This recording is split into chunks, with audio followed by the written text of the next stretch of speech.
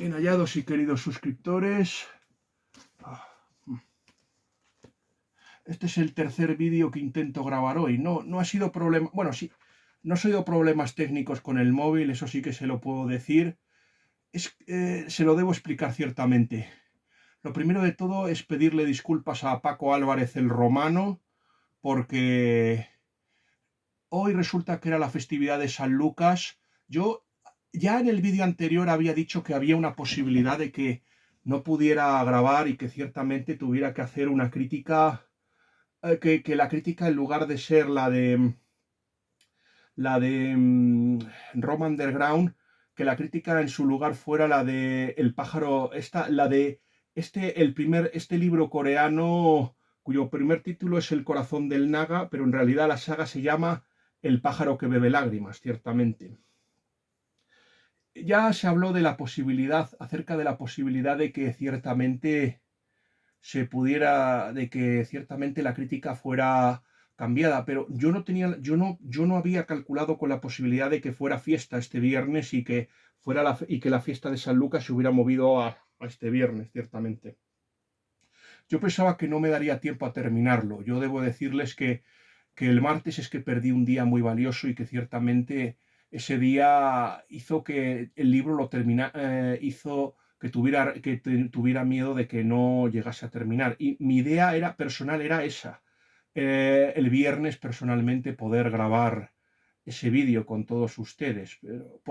Pensaba escribir la crítica y luego grabar este vídeo si podía terminarla. Había otro problema, que esta vez no podía retrasarme. O sea, las críticas, por ejemplo, de estudio crítico de Azar y Necesidad, de Jacques Monod, por ejemplo, lo que sucedió con esa crítica, caballeros, es que me quedé hasta las 7 para poder ciertamente terminarla. Y lo mismo pasó ciertamente con el libro, lo mismo pasó ciertamente con el libro con la crítica también del sitio de Constantinopla de Mika Baltari. Por cierto, ha recibido unos comentarios muy interesantes por parte de Rubén y de Germinal, que les aprecio muchísimo.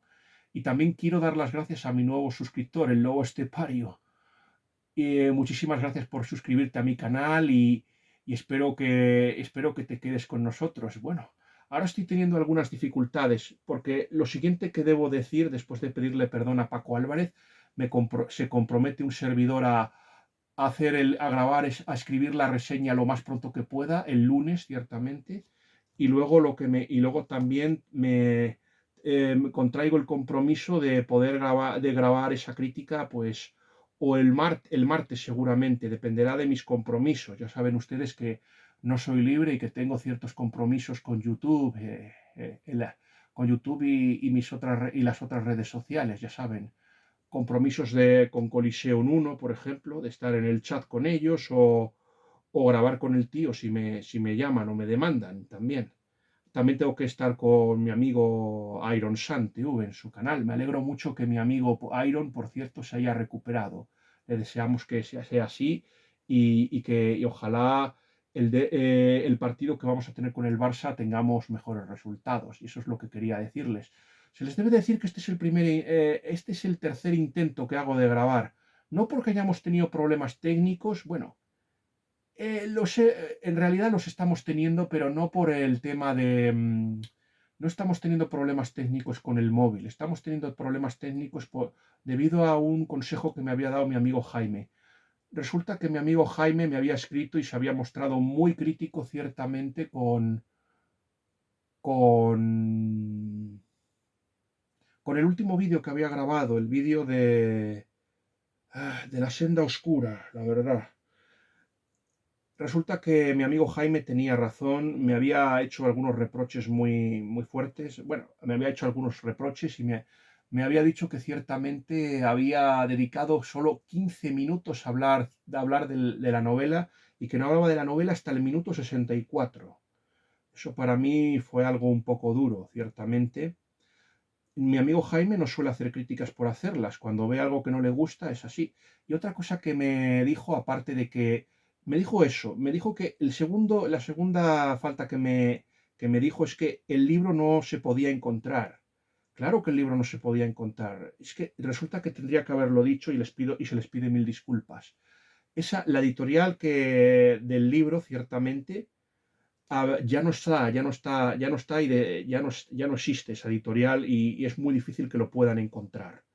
Tendría que habérselo, bueno, en el caso creo que de Eifelheim, creo que de Michael Flynn sí que se lo dije personalmente, que era muy complicado que ustedes pudieran hallar bueno, sí, se podía hallar, pero yo, por ejemplo, me dijeron que para poder conseguir Eifelheim, es verdad que en aquella época yo no compraba libros de segunda mano, pero la única posibilidad que existía en aquel tiempo para poder conseguirlo era irme a la tienda de barcelonesa de Gigamés.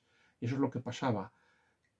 Se les debe decir una cosa, que en el caso ciertamente de la novela de La senda oscura de Ana Pérez de Lena y Juan José Pérez Llanos, lo que ocurría es eso, que la propia autora hasta se sorprendió de que yo hubiera podido grabar ese vídeo, hablando de su novela. Eso sí que le sorprendió. Yo supongo que más que hablar de la novela en sí, lo que quería era hablar un tanto de mi amistad con Ana Pérez de Lena y con su esposo.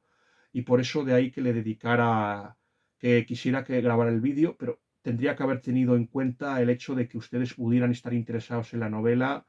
Pero bueno, esto podría ser interesante y esto podría obligar a la autora a volver a reeditarla, pero claro, uno de los problemas, y eso se lo he dicho a mi amigo Jaime Blanch, es que Ana Peris de Lena quiere editarla en una editorial, no quiere libros de promoción y tampoco parece aprobar el proyecto y el plan de mi amigo Jaime Blanch de publicar en Amazon.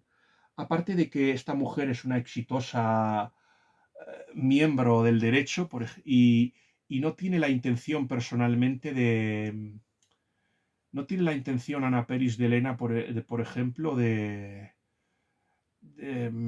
publicar en Amazon. Aparte que es que tiene que cuidar de una hija y bueno, y su trabajo la mantiene muy ocupada y que por esa razón no tiene tiempo para escribir y no todo el mundo tiene la capacidad de sacrificio de mi amigo Jaime Blanch. Esa es la razón esa es la razón. Una vez que se han pedido las pertinentes disculpas, y la última crítica, que por eso me están viendo aquí sufrir este purgatorio, esta es la tercera vez que grabo este vídeo. Grabé un minuto y luego 5, pero salió tan mal, tan mal, tan mal. Es que yo le digo una cosa, a ver, yo comprendo que mi amigo Jaime me diga que es que no se ve porque la iluminación de mi cuarto es mala. Me ha dicho y es que ciertamente sí, se me ve mejor y es mucho mejor, pero es que no se ve el vídeo, y no se ve el libro, perdón, y tampoco Trump, y de hecho hemos tenido que dejar al pobre Joseph Pierce ahí, dejado de la mano de Dios, y a ustedes, de ahí que no le puedan a ustedes ver al pobre Joseph Pierce, a los escritores conversos en una era de incredulidad. Ya sí, sí, ya sé que ustedes, creo que la mayoría quiere verme a mí, pero de lo que se trata, yo no soy el protagonista de mis vídeos. El protagonista de mis vídeos son los libros, ciertamente. Y es que, a ver, y lo cierto es que puedo cargar con él y con el libro de Joseph Pierce, pero no puedo cargar con Trumpy, por ejemplo. No puedo cargar con los tres a la vez. Algunos me dirán, pues quita uno de los tres, pero corcho, es que si no, el canal perdería su esencia. Quizás debería publicar una encuesta y preguntarle a mis suscriptores que qué prefieren.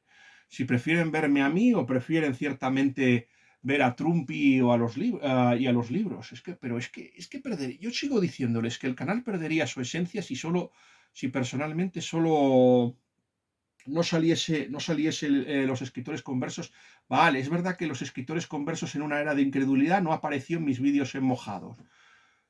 Es que había una cosa, en mis vídeos en mojados tenía una mesa que sí, que estaba al mismo nivel y por eso no tenía este problema, pero es que aquí la mesa que tengo es más pequeña y ciertamente es esto. O sea, para grabar sí, yo admito que se me ve muchísimo, muchísimo mejor y que Jaime en ese sentido me ha dado un buen consejo, pero es que no puedan ustedes ver el libro y que los tenga que estar moviendo, porque es que prácticamente, es que como pueden ver, es que, bueno, más o menos sí, ya sé que no me... Bueno, vamos a dejar a Trumpy aquí, conmigo, venga. Ahora vamos a cargar al bueno de Trumpy, ciertamente. A ver, A ver. Y no, no, no, no, no, no, no, no, no, no, no, no. Uy. Entre que ciertamente mi memoria no es muy buena y que el libro ciertamente no se me sostiene, que es el gran problema que tengo. Vamos a ver. Anda. Bueno, hoy es un día que parece ser que es más bien para que enviemos este vídeo a vídeos de primera. La verdad, yo no me responsabilizo si alguien acaba mal, o sea, o mis libros o el que está grabando estos libros, el que está grabando este vídeo. Uno de los dos creo que va a acabar en o el libro en el desguace o yo en la enfermería. Eso es lo que se les debe decir. Esto lo estoy comentando con sentido del humor y con un poquillo de sorna. No lo sé, Jaime, no sé si voy a seguir tu consejo porque es que lo estoy intentando, pero es que grabar está siendo un auténtico purgatorio. Bueno, lo primero de todo es que al leer este libro, El pájaro que bebe lágrimas, o mejor dicho, El corazón del Naga, por ejemplo, yo creo que deberíamos llamarlo El corazón del Naga. Pues, lo primero que sentí es que este libro me ha parecido muy raro y pensaba en la cita del premio Nobel Rudyard Kipling, que Oriente es Oriente y Occidente es Occidente y que ninguno de los dos está y que ninguno de los dos está destinado a encontrarse. Eso es lo que yo pienso, ciertamente, y eso es lo que pensé cuando leí esta novela, El pájaro que bebe lágrimas. Esta novela, El pájaro que bebe lágrimas, ha sido publicada paradójicamente no por Satori ni tampoco por Quaterni, que son las dos editoriales especializadas en literatura asiática de las que yo suelo adquirir libros personalmente. Eso se les debe decir, que son las dos editoriales que yo suelo comprar libros. Esta editorial, paradójicamente, ahora se está especializada en la editorial que ha publicado este libro. El pájaro que bebe lágrimas ha sido Minotauro, que es una editorial especializada en un género de fantasía. Creo que también pertenece al sello Planeta, si no me falla la memoria, y ha publicado esta interesante novela coreana. Y eso se debe también, en parte, yo creo que al éxito por ejemplo, la penúltima premio Nobel, la famosa Han Kang, por ejemplo, ya que ahora Corea está de moda. No sé lo que me pasa porque Corea es un país que debería gustarme muchísimo personalmente, pero desgraciadamente en el caso de Corea del Sur es que tengo la sensación de que de Corea del Sur debería gustarme mucho porque es un país que parece más accesible y en cierto sentido su cine parece que está triunfando y que también ciertamente tiene un número de cristianos muy superior al de Japón. O sea, en Corea se están dando los dos extremos, o está creciendo muy rápidamente el ateísmo o el indiferentismo religioso, pero también está creciendo mucho el cristianismo. Hay bastantes escritores cristianos allí, a diferencia de Japón, donde prácticamente casi no hay escritores cristianos. Pero no me digan ustedes por qué la literatura japonesa me gusta infinitamente más que la literatura asiática. Todo lo que le he intentado leer de literatura asiática me ha dejado frío.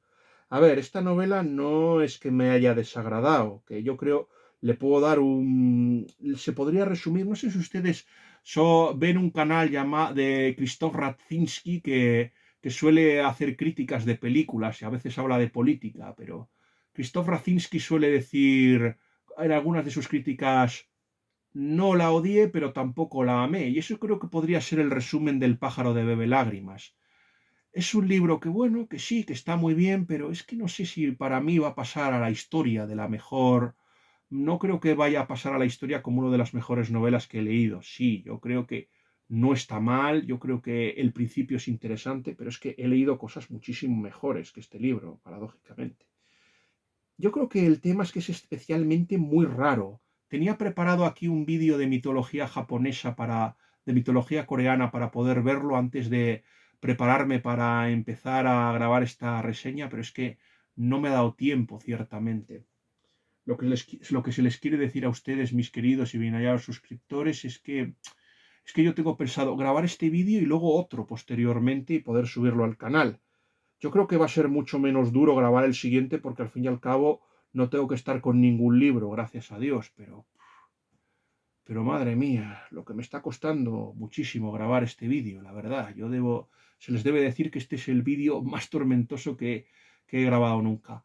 Se les debe decir que esta historia es muy interesante porque trata una historia muy original, de un pues trata, es una historia, por ejemplo, ambientada en un mundo mágico, ciertamente inspirado en la mitología coreana, y bueno, que trata de un conflicto entre varias razas, en este caso los humanos, los nagas, y luego están por ahí dos especies más. Luego hay otra tercera llamada los Duoxení, pero más o menos las otras dos especies son los Lecons, una especie de hombres pájaros. Sí, sí, cuando pensaba en el tema de los hombres pájaros, yo les estaba pensando ciertamente en esa película, no sé si ustedes la han visto, la de Mad Max 3, más allá de la cúpula del trueno, con ese mítico hombre o pájaro, afronta tu suerte, hombre o pájaro, afronta tu suerte. O también me recordaba un poco a los hombres pájaros que salían en la película esta de El Señor de las Bestias, ciertamente. Sí que me recordaba al Señor de los Pájaros, a la película del Señor de las Bestias de Andrew Norton. Creo que ya les conté la historia de esa película, que era una película en realidad de ciencia ficción, pero y que ciertamente Hollywood compró los derechos e hizo una película de espada y brujería que eso horripiló ciertamente a la autora, que exigió ciertamente que la borrasen de los títulos de crédito. Y a diferencia de Michael Ende, ella sí que lo consiguió ciertamente. Ella sí que consiguió que desaparecer de los títulos de crédito y que la ignorasen y que nadie se diera cuenta de que la película de Don Coscarelli estuviera inspirada en su novela, El Señor de las Bestias. Luego hay otro personaje que es el personaje principal. El comienzo de esta novela es muy interesante y y a los aficionados del género terror, algo que es muy típico también en el cine coreano, les va a encantar. Aparece, por ejemplo, en La Frontera, ciertamente, un cazador, una especie de que está cargando un saco y parece que está lleno de sangre. Y luego descubrimos que la sangre no es suya y que en el saco lleva pues un naga. Y que ese naga parece ser que el posadero, la esposa y el hijo están horrorizados porque piensan que el nuevo huésped del hotel, o sea, el nuevo pues que está loco, ciertamente. O sea, y además es que resulta que este hombre lo que hace es ciertamente ir a la frontera nada, que la frontera se llama Kiboren, por ejemplo. La frontera se llama Kiboren y es una especie de selva. A la ciudad más importante, yo creo que saldrán más nombres, porque es que yo uno de los problemas que he tenido con la novela esta del pájaro que bebe lágrimas, ciertamente, es que he encontrado el mapa más inútil, ciertamente. El mapa más inútil que he visto nunca. La verdad es que me ha costado muchísimo orientarme. Hay un montón de nombres, pero yo no le veo sentido a este mapa y me ha costado muchísimo, ciertamente, poder situarme en esta historia. Eso es uno de los defectos que yo puedo encontrar en el pájaro que bebe sangre. Por lo menos es original. Yo debo reconocer que el bestiario es original. Ya el hombre pájaro, el lecón, que luego unas criaturas llamadas los doquebís, muy simpáticas, que viven en una aldea, en una casa, el Chomonari, que ha sido fundada por 5 diosas, la de la seducción, la confusión, la oscuridad, el sueño, y ahí y ciertamente cada uno tiene sus reglas. O sea, es una especie de duendes los Duoxení, que son especializados en el fuego. Casi recuerdan a los fuegos fatus, aunque no son fuegos fatus. Son más bien duendecillos que dominan el fuego. Hay una especie de dios que murió por ellos, ciertamente, y su especialidad es el fuego y tienen una gran empatía con las personas de su alrededor. Cuando mueren, más o menos pasa como es una especie de culto familiar, ciertamente. No pasa cuando mueren, pues viven en la mansión esta junto con los vivos. O sea, es muy curioso este asunto. También hay personas multialmas, o sea, personajes con un solo cuerpo, pero con varias almas. Es muy interesante, personalmente, este asunto. Pues el personaje es un explorador, un tío llamado Kai Gendraka, que en realidad Kai Gendraka significa tigre y dragón, por ejemplo, en coreano. Parece ser que tiene mucho que ver con el tema fundacional de la República de Corea. Pues este Kai Gendraka va a hacer algo muy parecido a John Rambo. O sea, lo que tiene que hacer ciertamente es una operación de salvamento. O sea, tiene que rescatar a... Tiene que bueno, tiene que encontrarse con un naga y llevarlo ciertamente al santuario del abad Chutegui. Parece ser que la misión se la ha encomendado el visitador Orenol, ciertamente, la misión de rescatar, de traer ese naga, por ejemplo. Ya saben que es que lo paradójico es que el personaje principal de Kaiga Endraka, que va a contar en su ayuda con el lecón Tinahan, Tinahan necesita ayuda, por ejemplo, para seguir con su experimento de montarse en una criatura mítica, a ver, espera, se llamaba... eso sí que debo reconocerle. Una de las cosas más interesantes, por ejemplo, es el tema... Los Hanulchis. Parece ser que este hombre, por ejemplo, que Tinahan, que es el lecón, no se olviden del nombre, pues está trabajando en un proyecto para poder montar sobre los Hanulchis y parece ser que estos enormes pájaros son tan grandes que tienen sobre sus lomos ruinas de ciudades y lo que planea es poder montarle junto con su socio Robs, pero necesita dinero. O sea, más o menos todos los participantes en esta quest, en esta Bunter Party, por ejemplo, todos tienen alguna necesidad o alguna obligación, ciertamente. Tienen alguna necesidad o alguna obligación. Eso es lo que se les debe decir a ustedes, mis queridos suscriptores. Que tienen alguna obligación personal con la abadía, ciertamente, y con el abad Chutagi, o sea. Y por eso todos embarcan. Luego, en el caso, por ejemplo, de los Dokebis, por ejemplo, también tiene una obligación personal. Hay un personaje llamado Moroldó, por ejemplo, que se llama... que tiene una especie de capitán llamado... yo... A ver, si se llamaba...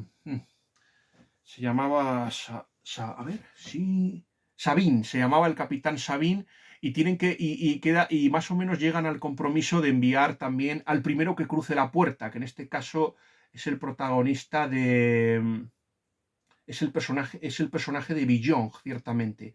O sea que tenemos al lecón que se llama Tinahan y Billon y que se enrolan para descubrir personalmente al personaje en la misión del Naga personalmente. Y eso es lo más interesante del asunto.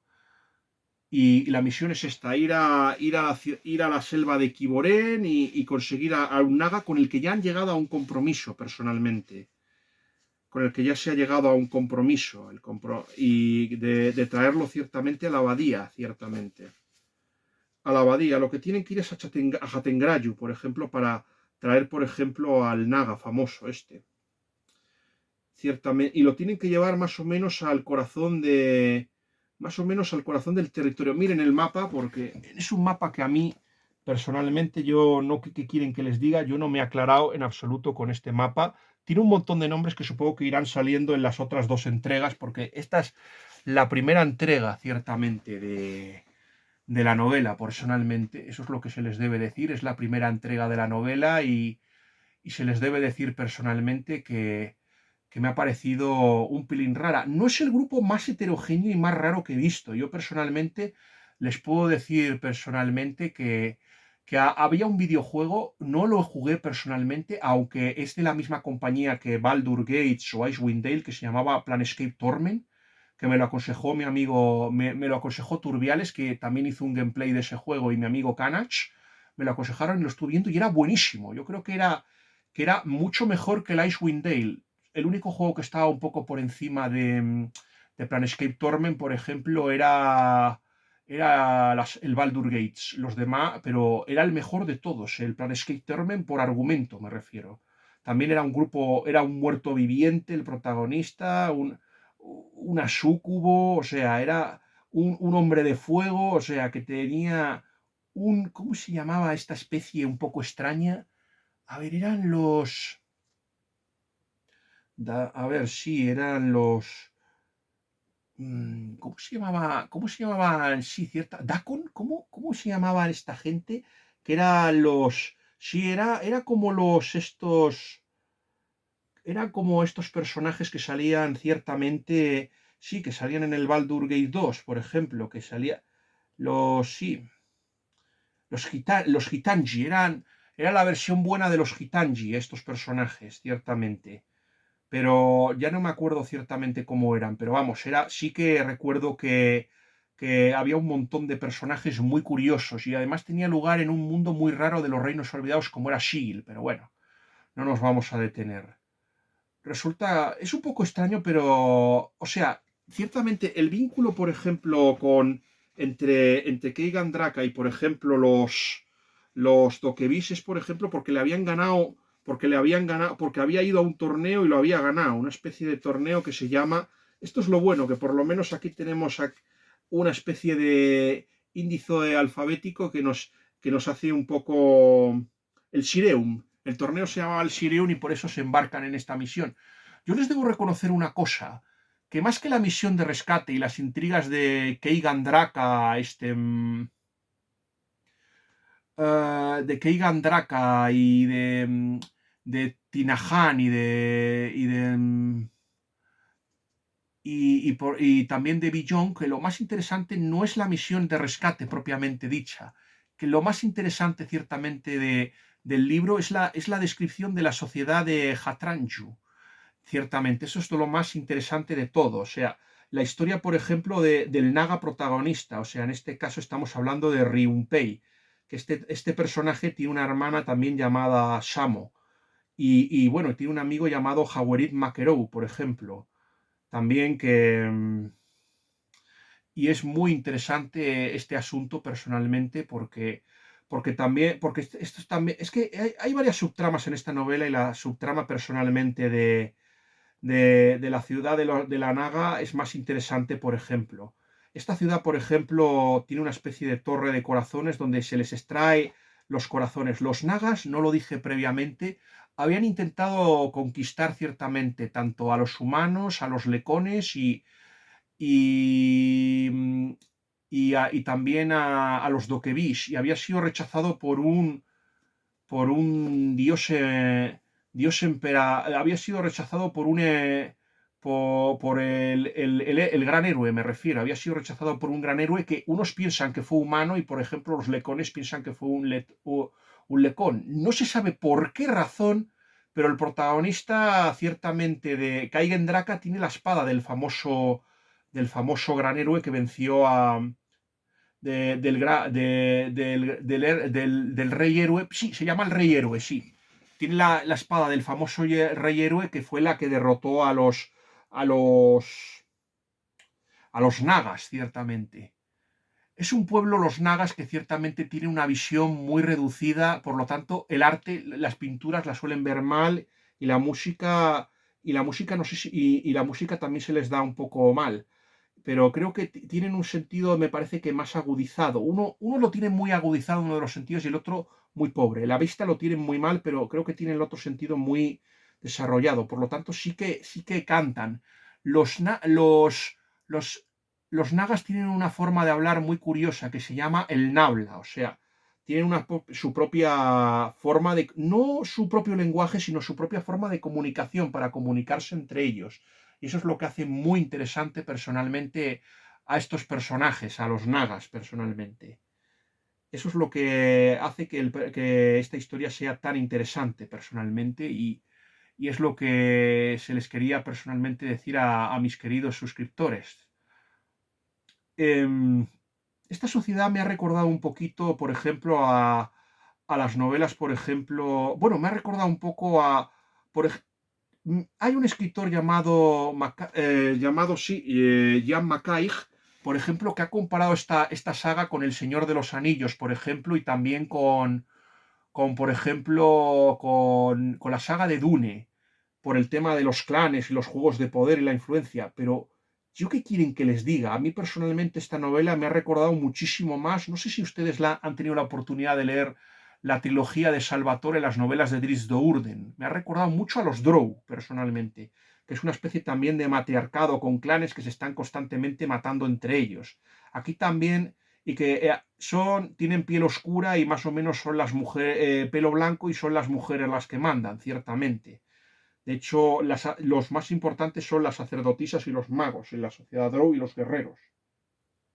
Yo pienso que es una raza Bueno, es un pueblo, una civilización muy poco original, pero sí que aparecen ciertamente elfos oscuros. Por ejemplo, me parece que en la saga de Snorri Sturluson, particularmente.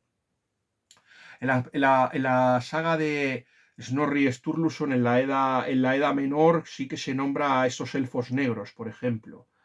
Se les nombra y sí que aparecen, pero vamos, yo nunca le encontré el atractivo. Siempre me parecieron mucho más interesante que los Drows, por ejemplo, y eso le han tomado nota en la saga de Baldur Gate 3, por ejemplo, los azotamentes o los Mindflayer sí, los azotamentes son los que a mí más que esos tienen cara de pulpo y unos poderes psiónicos y muy interesantes, suelen o paralizarte o comerte el cerebro. Son un pueblo bastante interesante. Con todo, se debe decir que los nagas no son tan malvados como los drows. Sí que tienen una torre, personalmente, la Torre de los Corazones, donde sí que ciertamente, donde se extrae el corazón se extrae el corazón a los nagas. Y el personaje principal de esta historia, que en este caso se llama Ryunpei, pues por alguna razón que no parece ser que tenía un padre, Yoshubi, que recuerda un poquito al Zagnafein, que era el padre de Drizzt Do'Urden, pues parece ser que este personaje tiene terror personalmente. El personaje de Ryunpei tiene terror. Tiene una hermana también llamado Shamopain, por ejemplo, también. Y tiene un amigo también llamado Hawarit Makerou, que ciertamente está intentando convencerle para que haga la extracción del corazón. Este personaje, aparte de que le tiene un terror a esa operación, es que tiene muy malos recuerdos de esa operación porque parece ser que el padre del protagonista, Yoshubi, es una sociedad muy rara, la sociedad naga, porque las mujeres tienen las mujeres, pues sí, son las que mandan, las matriarcas, y también ciertamente tienen el prestigio y suelen ser polígamas. O sea, suelen tener, no son polígamas, lo que te quiero decir es que tienen varios compañeros, no hay matrimonios, es lo que se les quiere decir, y tienen varias personas con las que procrear. De hecho, se cultiva la poliandria, es decir, o que las mujeres pueden tener varios varones, ciertamente. Algunos, de hecho, pueden formar parte de la guardia, por ejemplo. De hecho, por ejemplo, el personaje de Karu, el personaje de Karu es uno de los personajes que es uno de los guardianes, por ejemplo, que protegen a Haworit Makerou, ciertamente. Haworit Makerou, por ejemplo, también tiene. También, en un principio no tenía terror ciertamente a la operación porque sabe que es un rito iniciático de la sociedad naga. El hecho de que se les extraiga el corazón parece ser que da un montón de fortaleza y hace que prácticamente sean invulnerables y permite sobrevivir en condiciones más adversas a los nagas, personalmente. Los nagas es que viven en un clima tropical, en una especie de selva, y son criaturas de sangre caliente. Y parece ser que la tierra de los doquebís, los lecones y los humanos, pues tiene un clima frío que es letal para ellos, y por eso es necesario ciertamente que se les extraiga el corazón. También tienen una especie de pastilla roja que es una especie de anfetamina que les acelera y les hace mucho más poderosos y acelera su capacidad locomotora, ciertamente, y les hace también mucho más resistente a las fatigas y a todo, y la utilizan. Esto es muy interesante porque el Soul Drag también permite una cosa, va a permitir algo muy interesante, y es que florezcan las raíces de dragón, ciertamente. Que florezcan las raíces del dragón, y esto es muy importante. Parece ser que los dragones y los tigres y los leones se han extinguido, ¿cierto? Y ese es el motivo de la desavenencia entre el personaje principal, el de Kaigen Draka, y por ejemplo los Naga, y por eso los odia. Parece ser que debido a esa caza furtiva y esa caza brutal, pues se produjo la extinción de las dos especies y la desaparición del que yo creo que es el pueblo fundacional del protagonista, de Keigan Draka. En este caso nos estamos refiriendo personalmente a los quitalchos, personalmente. Yo tengo la sensación de que este personaje de Keigan Draka, por ejemplo, es descendiente de los quitalchos, y de ahí ese odio personal que siente por los naga y lo que le lleva ciertamente a matarlos. O sea, lo que hace Keigan Draka es como sabe que esta especie cada vez que se regeneran, porque eso parece ser que cuando les quitas el corazón parece que son invulnerables, lo que haces, para evitar que se regeneren, lo que hace es matarles, o sea, matarles y luego comérselos. O sea, los cocina y se los come. Por eso tenía tanto miedo el posadero, por eso el posadero piensa que está loco y tampoco lo entienden, por ejemplo, ni Tinahan, ni sobre todo Billong. Billong es que le busca, es que es una persona que empatiza muy bien con todas las criaturas. Los Dokevis tienen un problema a infligir muerte a las personas contra las que se enfrentan, no importa que sean personajes maléficos. Y eso sí que habla, yo creo que es el personaje más interesante, el de Billong, más que por ejemplo, el de Keigan Draka. A mí. Pero nos habíamos quedado en la intriga, por ejemplo, de la saga esta. Nos habíamos quedado en la intriga de la ciudad de Hatranju y de los Nagas.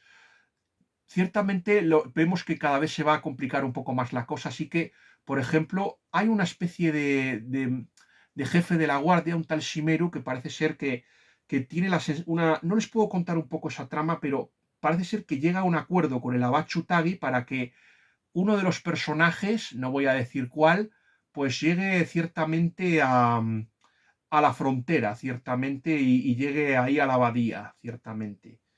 Parece ser que hay como una especie de intentar recuperar. Que hay una. Tiene. No les puedo. Bueno, no le voy a contar esa parte porque es que si no les destrozo la novela si les cuento esto. Esto es muy básico. Lo único que les puedo decir es que justo en el momento en que se iba a realizar la operación, cuando estaban en la torre en la torre de los corazones, van a matar al bibliotecario. Hay un personaje, la hermana de Jaguarit Maquerou, que va a matar al bibliotecario y a su propio hermano. Y ciertamente uno de los personajes va a ser el que. Si ustedes han leído novelas como El prisionero de Zenda, por ejemplo, o El príncipe y el moldigo, va a haber un personaje que va a tener que ocupar el rol de otro y va a ser el que va a sustituir personalmente al personaje al personaje que estaba en un principio dispuesto. Este personaje, paradójicamente, o sea, Ryunpei, por ejemplo, no se ha hecho la extracción del corazón y esto va a hacer que sea vulnerable, por supuesto. Tienen que llegar a un punto de encuentro y ser recogido por nuestros tres protagonistas, ciertamente. Pero lo que complica la cosa es esto, que Ryunpei es a él al que se le acusa del asesinato de su amigo, Jaguarit Maquerou. Ya sabemos que quien lo ha matado es una especie de. Una hembra de Naga muy malvada llamada Viash, que además tiene problemas para encontrar pareja y además tiene que rivalizar con dos hermanas, Somero y Carindol. Carindol tenía una relación muy afectuosa y muy amorosa con su hermano Jaguarit Maquerou y entonces una de las subtramas, por ejemplo, es la de el enfrentamiento de las dos hermanas, o sea, que Carindol le va a hacer la Pascua totalmente y va a hacer algo muy parecido. O sea, si ya la otra está frustrada porque no consigue pareja, pues la otra va a traerse más hombres a su casa para que ciertamente puede darle celos a la otra y forzar a la otra a que se descubra. Es que precisamente la jugada genial de Vías, por ejemplo, es hacer creer que. Es hacerles creer a los demás que ha sido Ryunpei el que ha matado a su amigo y encima, algo mejor aún, hacer que sea la propia hermana la que le persiga y tenga que vengar el asesinato familiar por temas. Esto se llama, por ejemplo, esta parte se le llama a esta venganza personal de los nagas para defender el honor se le llama el Socha Intesicutol. Es que lo siento, aquí es que lo he tenido que mirar. Y luego, por ejemplo, y para ello hay que utilizar una especie de arma ritual llamada el Sikutol, por ejemplo. Y eso es lo más interesante, que va a tener que la propia hermana va a ser la que va a tener que dar muerte al hermano. Y los protagonistas van a tener que protegerle constantemente, tanto Billong, por ejemplo, como Tinahan y también el propio Keigan Draka. Vamos a ver, hay una cosa muy positiva en el personaje de Keigan Draka. Por ejemplo, Keigan Draka es que es a pesar de sus costumbres un tanto excéntricas, eso de cazar nagas cocinarlos y comérselos, a pesar de esas costumbres que generan muchísimo rechazo tanto en Tinajan como Billong. Es un personaje que ciertamente es una persona que siente una gran empatía por los demás personalmente y que se preocupa muchísimo por sus compañeros. Eso es algo, una cualidad enormemente positiva también, y eso es lo que se les quiere decir. Eso es una cualidad enormemente positiva. Es una cualidad muy positiva de Keegan Draca. O sea, no es como Conan, el personaje de Robert Erwin Howard y también de, no es como Conan el Bárbaro, eso es lo que se les quiere decir, que el personaje de Conan, por ejemplo, lo que hace es más o menos intentar salvarse él, o sea, a ver, la idea no es dejar caer a sus compañeros para que los maten. Lo que él pretende, ciertamente, lo que pretende Conan es ciertamente sobrevivir. Pero la idea no es que el compañero muera, pero generalmente en las novelas de Robert Erwin Howard, cada vez, si Conan, salvo que vaya con Valeria, y Valeria también vemos que al final también la va a palmar, pues, salvo que vaya con Valeria, generalmente el personaje que está al lado de Conan suele morirse, o sea, porque no tiene la capacidad de supervivencia que tiene Conan el Bárbaro, y ese sí que se lo suelen cargar, y eso es lo que pasa. Aquí no, aquí Keegan Drake hace todo lo posible para que ninguno de sus compañeros muera y se preocupa, o sea, y eso va a conquistar mucho al Billong, por ejemplo. Pero ojo, pero tiene un talón de Aquiles Keegan Drake, y es que siente tanto odio siente tanto odio por los nagas que es capaz de anteponer el éxito de su misión por el odio. Y es que hay por lo menos momentos de una crueldad tremenda con este personaje. Este personaje llega a matar a una hembra naga por ejemplo, tirar el huevo de la cría para que no nazca. O sea, es de una brutalidad, es que es un personaje bastante bruto. Pero no es el momento, no es lo más desagradable de la novela. Yo creo que lo más desagradable es cuando llegamos a la ciudad de los Duoxenís, que es un pueblo que ha perdido a su dios, no sé qué, y se han convertido en una especie de monstruos sin forma. Yo creo que esa parte fue realmente asquerosa. Eso se lo debemos decir. A mí me ha parecido realmente asqueroso, sobre todo con el multicuerpos, la parte con el multicuerpo. O sea, hay varios multialmas, de hecho, estas Robs, y luego no voy a decir nada sobre esa parte, pero saldrá otro multialmas también.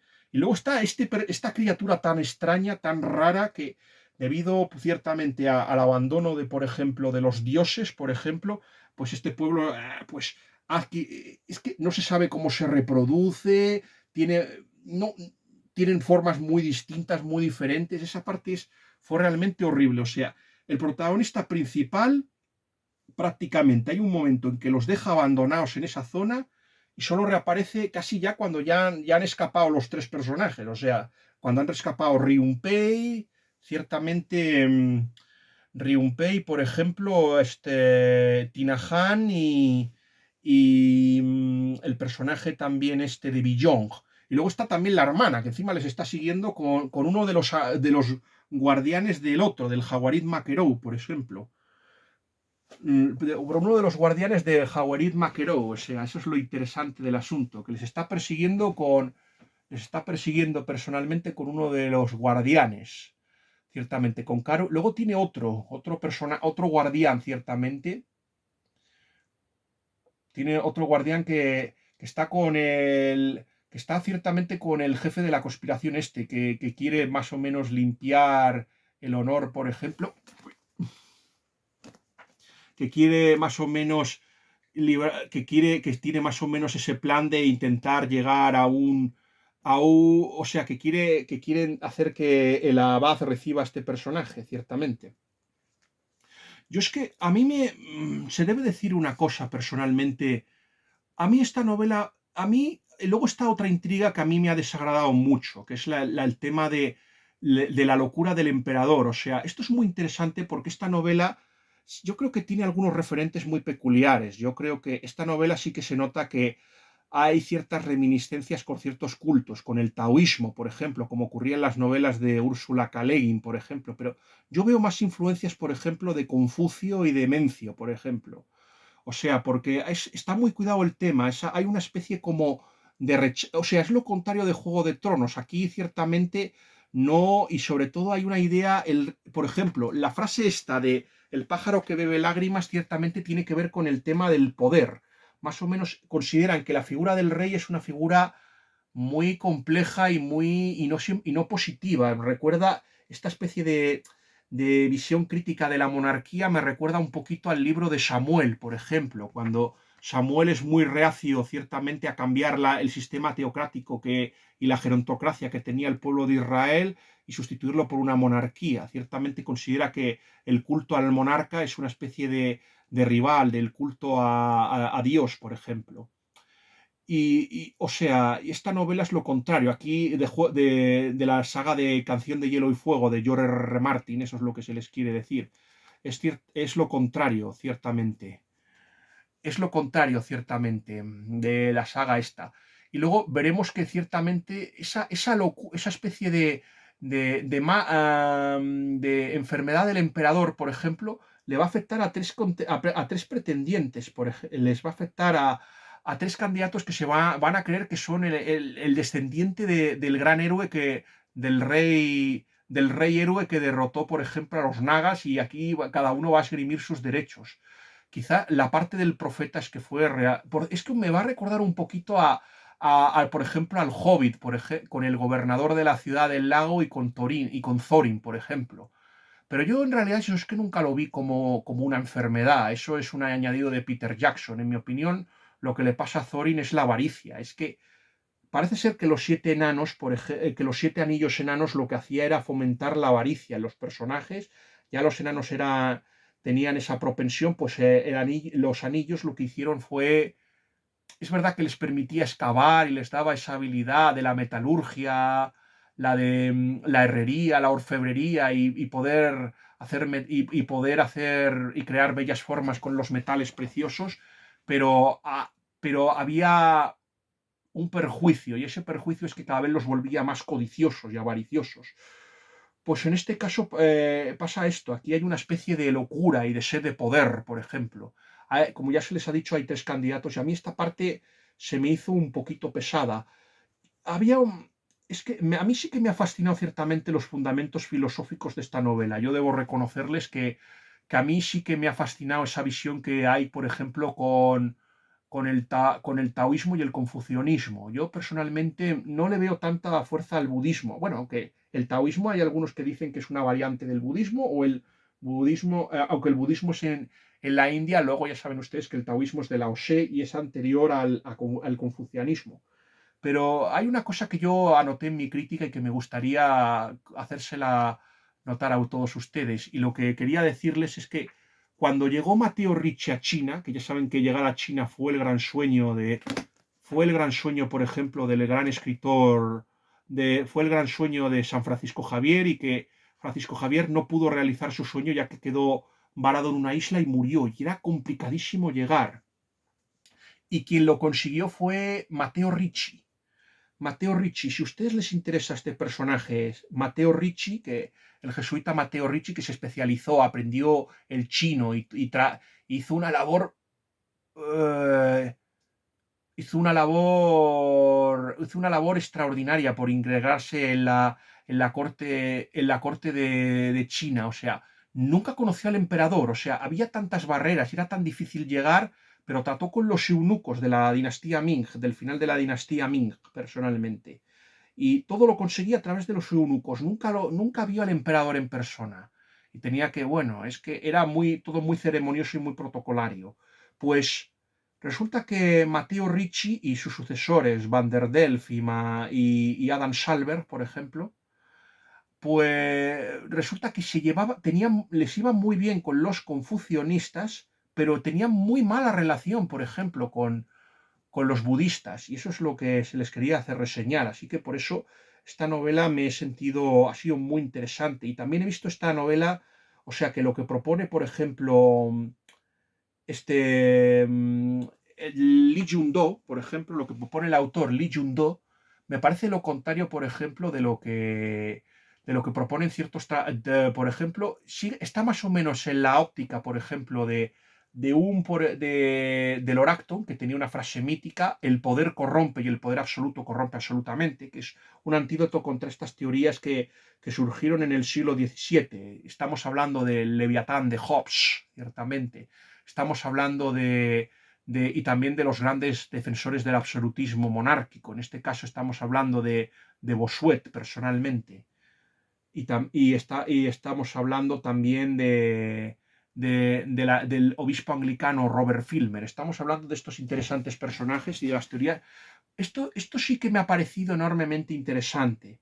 Pero yo vuelvo a repetirles que a mí el tema, esto de la locura del emperador, a mí me ha recordado un poquito al síndrome del Mesías, que cuando uno va a Tierra Santa acaba creyéndose que es el Mesías y es como una especie de enfermedad. Esto me pareció un poquito así, o sea, esa parte sí que me pareció un poquito más pesada y no me gustó tanto. Eso se les debe decir a ustedes, mis queridos suscriptores, y por eso es que esta novela, bueno, por lo menos es interesante también.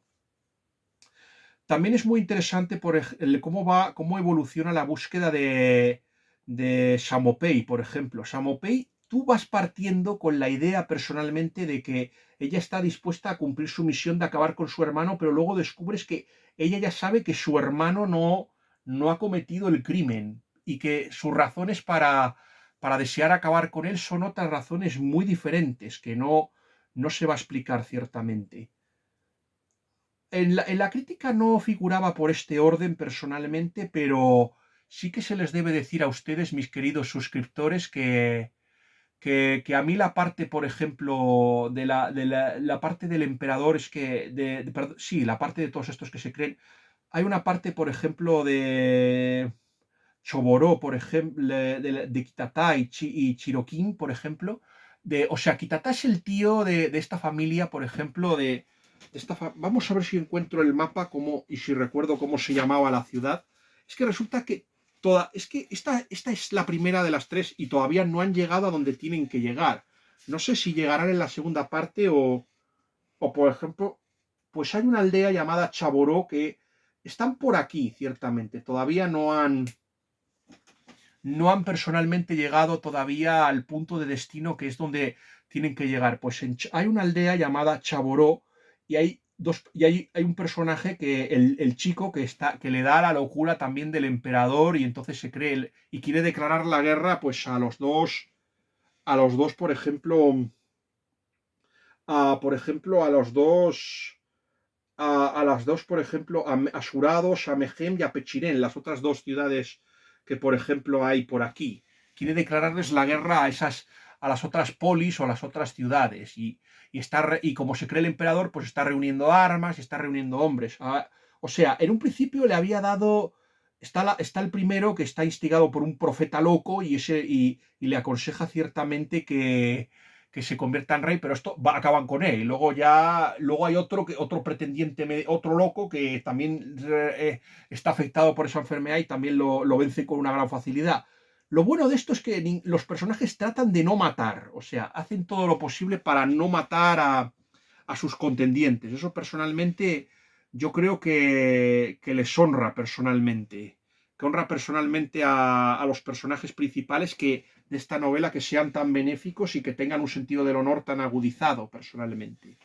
Eso sí que yo lo considero encomiable y muy positivo. Por cierto, que a Samo Pei se le va a unir en la aparte. Luego resulta, hay una cosa que yo personalmente no entiendo. Uno de los dos guardias, que otro no uno se ha quedado en la ciudad, pero el otro que se llama Karu decide personalmente hace la decisión contraria. Cuando llegan a la frontera, en lugar de seguir, lo que hacen personalmente el otro es volverse otra vez a la ciudad de Hattengrayu, ¿no? Es algo que nunca entendí por qué lo hace personalmente. Es algo que no entendí por qué Karu toma la decisión. Supongo que es porque no quiere, salir de Kiboren, y supongo que la idea era acompañar a Samopei hasta la frontera del reino de los humanos, de los Dokebis y también del reino de el reino de los lecones. Supongo que esa es la idea personal. Luego resulta que antes de partir, antes de cantar la canción, el personaje ha conseguido algo muy especial y muy valioso. No les voy a decir qué, pero ha conseguido algo enormemente valioso, el personaje de Ryunpei. Por cierto, que el personaje de Ryunpei también es como el Naga es una especie de reptil, también hace como los reptiles y muda las pieles, y eso también va a traer muchos problemas, ciertamente, y va a ralentizar la marcha. O sea, es verdad que el personaje de Keigan Draka, por ejemplo, odia personalmente a los nagas, pero los conoce maravillosamente y sabe, y aparte que es que tiene una historia muy peculiar con el padre de Ryunpei, o sea, parece ser que es un naga que este naga tiene un vínculo o una deuda personal con él, así que esto hace que, por ejemplo, sea muy interesante. Con todo, Keigan Draka lo que hace es provocar dilemas morales en los personajes, y eso también es interesante personalmente. También es muy interesante. También, y también me ha gustado muchísimo cómo termina mucho la intriga personalmente. O sea, la intriga no se ha terminado, no se ha terminado, pero me gusta cómo sigue la evolución. Cómo sigue la evolución en la ciudad naga de Chattengrayu, personalmente. Eso sí que se les quiere decir que me gusta mucho cómo sigue esa intriga personalmente, y eso se lo quiero decir a ustedes, mis queridos suscriptores. Me gusta cómo sigue la intriga de la ciudad de Chattengrayu por ejemplo, y cómo se va a poner el asunto, porque se va a poner tremendamente interesante también. Y también, por supuesto, va a haber, supongo que la vigilancia contra los tres personajes principales se va a seguir acentuando, por ejemplo, y eso va a hacer que la saga se ponga enormemente interesante. También son muy interesantes las reflexiones de Chutagi, el abad, hablando de la carga del mundo y el peso que tienen los monjes, pero esto me parece un poquito más cercano al budismo que al catolicismo, pero bueno, eso también es muy interesante. Respecto a esta saga, pues yo creo que, ¿qué quieren que les diga? Yo creo que es una saga que no la odié, pero tampoco la amé. No sé si la editorial Minotauro decide publicar la segunda parte, no sé si la voy a comprar. A ver, la nota que le voy a poner es un 2,5/5. Yo es que me ha parecido un poco rara y demasiado. También, no sé por qué, pero me ha recordado, por cierto, a otra novela, a otra película que no sé si ustedes la conocerán, está inspirada en un anime llamada Avatar Airbender, por ejemplo. Me ha recordado un poquito a eso. El tono por las temáticas, no porque la historia se parezca, que no se parece en nada a la de Avatar Airbender. Avatar Airbender se parece, por cierto, que hoy he estado en una librería de segunda mano y he visto la trilogía de Aquasilva, la que yo creo que esa sí que fusila totalmente la saga de Avatar Airbender y mete ahí el tema de los cátaros ahí de por medio. Pero bueno, esa sí que de Ansel Audley, esa sí que se parece más a Avatar Airbender, pero las temáticas son muy parecidas. A mí, esta novela, si a ustedes les gustó la película, a mí sí que me gustó la película de M. Night Shyamalan. Así de rarito soy, que a mí me gustó la película de Avatar Airbender. No confundir con la película de James Cameron. Eso sí que se lo, eso sí que se lo quiero decir. A mí eso también me fascinó, el tema de la política, esta extraña política de la ciudad de los nagas. Eso es lo más interesante. Pero es que lo menos interesante, es verdad que de momento no está siendo tan chapucero la historia del rescate. A mí es que este tío Keigan Draka es que me ha recordado a Rambo, al personaje de al personaje sí, me ha recordado de Morrell, de David Morrell. Es que me ha recordado exactamente a Rambo. Es que a mí me parece un Rambo a coreano, de verdad. Es que me ha recordado mucho. Y también me ha recordado mucho a Soldado de Arete. Lo que pasa es que Soldado de Arete rescatan ya al ingeniero persa y ya está. Ahí, a partir de ahí, la trama se empieza a caer a pedazos, la trama de Gene Wolfe. Y por eso no me gustó Soldado de Arete, aunque la trama en un principio parecía más interesante que El Soldado de la Niebla. La trama de la saga de la trilogía del Atro es interesante porque, bueno, no la trilogía del Atro, la que es más interesante es la otra saga, la de Severian, la de la ciudadela de la Urtarca y todo esto, porque es un mundo es un mundo en el que, ¿qué hubiera pasado en un mundo si Dios no hubiera, si Jesucristo no se hubiera encarnado y no se hubiera sacrificado por la humanidad? es muy interesante un mundo en el que todavía siguiera siendo culturalmente pagano y que no hubiera una ley natural, ciertamente, en el que no hubiera habido una ley natural ni un derecho natural sobre la persona y que ciertamente la persona no tuviera dignidad y que una sociedad aún más darwinista de la que tenemos. Supongo que sobre este tema podremos explorar cuando se escriba la reseña de Roma Underground de Paco Álvarez el Romano, que tiene temas muy interesantes. Respecto a al libro de divulgación de Paco Álvarez el Romano, sí, yo ya les puedo decir que me ha gustado y le voy a poner buena nota, aunque hay alguna cosa que yo sí que le voy a tirar un poquito de las orejas a Paco Álvarez el Romano en el tema del cristianismo, lo ataca un poquito, no le ataca tanto como al islam o al feminismo, pero sí que hay alguna cosa que no me ha gustado y algún ataque de San Pablo un poquito gratuito, pero vamos, pero sí que me ha gustado ese libro. De este libro, bueno, si yo ya les he contado más o menos lo esencial del libro de Lee Jung-do. Yo les dejo aquí decidir a ustedes si les gusta o no. Pues el siguiente vídeo que voy a grabar no va a ser una crítica.